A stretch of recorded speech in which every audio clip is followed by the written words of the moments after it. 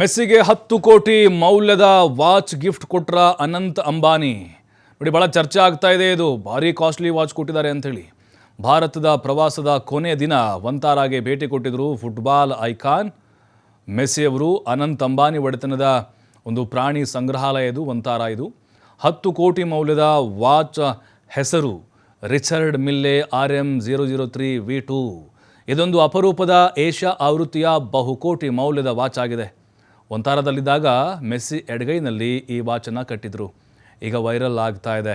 ಅನಂತ್ ಅಂಬಾನಿಯವರೇ ಉಡುಗೊರೆ ಕೊಟ್ಟಿದ್ದಾರೆ ಅಂತ ಹೇಳಲಾಗ್ತಾ ಇದೆ. ಈ ಹಿಂದೆ ತನ್ನ ಮದುವೆಗೆ ಬಂದಿದ್ದಂತಹ ಗೆಸ್ಟ್ಗಳಿಗೆ 2 ಕೋಟಿ ಮೌಲ್ಯದ ವಾಚನ್ನು ಗಿಫ್ಟ್ ಕೊಟ್ಟಿದ್ರು ಅನಂತ್ ಅಂಬಾನಿ.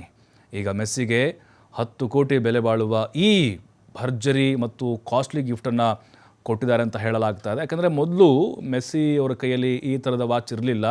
ವಂತಾರದಲ್ಲಿ ಇದು ಪ್ರತ್ಯಕ್ಷ ಆಗಿಬಿಡ್ತು. ಹಾಗಾಗಿನೇ ಈ ಚರ್ಚೆಗಳಾಗ್ತಾ ಇದೆ. ಅದೇನು ದೊಡ್ಡದಲ್ಲ, ಅನಂತ್ ಅಂಬಾನಿಗೆ 10 ಕೋಟಿ ಏನು ದೊಡ್ಡದಲ್ಲ. ಹಾಗಾಗಿನೇ ಇಂಥ ಕಾಸ್ಟ್ಲಿ ಗಿಫ್ಟ್ ಕೊಡ್ತಾರಾ ಅನ್ನುವಂಥದ್ದು ಒಂದು ಕಡೆ ಚರ್ಚೆ ಆಗ್ತಾ ಇದೆ.